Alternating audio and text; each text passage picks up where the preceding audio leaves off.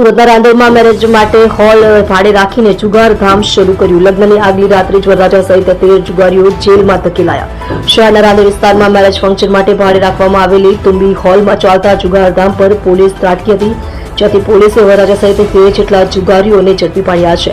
આ સાથે જ 2 લાખનો મુદ્દામાલ પણ કબજે કરવામાં આવ્યો છે. હકીકતમાં રાંદેર પોલીસને બાતમી મળી હતી કે ચિલાણી બ્રિજ નીચે આવેલ તુંબી હોલમાં નવાઝ કાંગડા નામનો ઈસમ લોકોને જુગાર રમાડી રહ્યો છે.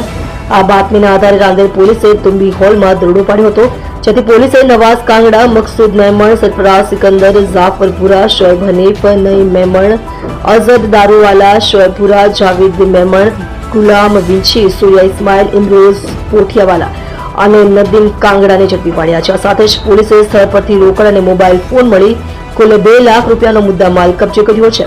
પોલીસની પ્રાથમિક તપાસમાં નવાઝ કાંગડાના ભાઈ નદીમના 14 ડિસેમ્બરના રોજ લગ્ન હોવાથી તેને તુંબી હોલ ભાડે રાખ્યો હતો, જ્યાં જુગાર રમતા પકડાઈ જવાથી નદીમ કાંગડાને લગ્નની આગલી રાત્રે જ જેલની હવા ખાવાનો વારો આવ્યો હતો. જોકે રાંદેર પોલીસે માનવતાની રૂએ વરરાજા અને તેના ભાઈને જામીનને મુક્ત કર્યા હતા. હાલ તો પોલીસ તમામ આરોપીઓ વિરુદ્ધ જુગારધારની કલમ હેઠળ ગુનો દાખલ કરીને આગળની કાર્યવાહી હાથ ધરી છે.